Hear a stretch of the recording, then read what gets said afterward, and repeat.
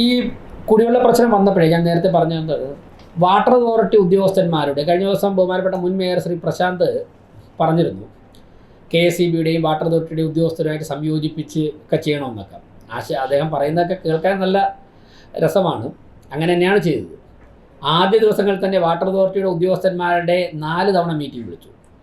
ബഹുമാനപ്പെട്ട മുഖ്യമന്ത്രി പങ്കെടുത്ത ആറ്റുകാലിൽ നടന്ന യോഗത്തിൽ കുടിവെള്ള പ്രശ്നം ഉയർന്നു വരികയും മുഖ്യമന്ത്രി പോയതിന് ശേഷം ബഹുമാനപ്പെട്ട മന്ത്രി വി ശിവൻകുട്ടി ഇടപെട്ട് വാട്ടർ അതോറിറ്റി ഉദ്യോഗസ്ഥന്മാർക്ക് കർശനമായ നിർദ്ദേശം, അവിടെ മാധ്യമപ്രവർത്തകർ ഉണ്ടായിരുന്നെങ്കിൽ അറിയാം, കർശനമായ നിർദ്ദേശം കൊടുക്കുകയും ചെയ്തു.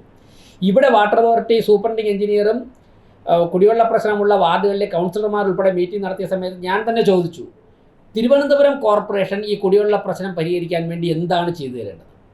ഞങ്ങളുടെ ഭാഗത്തുനിന്ന് ഇനി എവിടെയെങ്കിലും ബില്ലുകൾ പെൻഡിങ് ഉണ്ടോ? എന്ത് ചെയ്തു തരണം? ഒരു സഹായവും തിരുവനന്തപുരം കോർപ്പറേഷൻ്റെ ഭാഗത്തുനിന്ന് വാട്ടർ അതോറിറ്റി ആവശ്യപ്പെട്ടിട്ടില്ല. ആ കുളത്തൂർ കഴക്കൂട്ട മേഖലയിൽ ചില സ്ഥലങ്ങളിൽ ബൂസ്റ്റർ പമ്പ് വെച്ച് കഴിഞ്ഞാൽ ഈ പ്രശ്നത്തിന് കുറച്ച് പരിഹാരമാകുമെന്ന് ഒരു എഞ്ചിനീയർ പറയുകയും അസിസ്റ്റന്റ് എഞ്ചിനീയർ പറയുകയും ആ ബൂസ്റ്റർ പമ്പിൻ്റെ എക്സ്പെൻസ് കോർപ്പറേഷൻ വഹിക്കാമെന്ന് ഞങ്ങൾ പറയുകയും ചെയ്തതാണ്. 2 തവണ ആവശ്യപ്പെട്ടിട്ട് അതിൻ്റെ എസ്റ്റിമേറ്റ് എടുത്തത്. ഞാൻ കുറ്റപ്പെടുത്തലല്ല, ഇക്കാര്യത്തിൽ ഉദ്യോഗസ്ഥരെ കൂട്ടിയോജിപ്പിച്ച് ചെയ്യാൻ പറ്റുന്ന എല്ലാ കാര്യങ്ങളും ചെയ്തിട്ടുണ്ട്. പല ഉദ്യോഗസ്ഥരും വ്യക്തിപരമായ സംഭാഷണങ്ങൾ പറയുന്ന വെള്ളമില്ല അരുവിക്കരയിൽ നിന്ന്.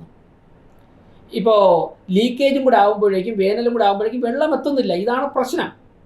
അതോടൊപ്പം തന്നെ 18 മാസമായി വാട്ടർ അതോറിറ്റിക്ക് വർക്ക് ചെയ്ത കരാറുകാർക്ക് പണം കൊടുക്കാനുണ്ട്. നിങ്ങൾ അന്വേഷിച്ച് നോക്ക്.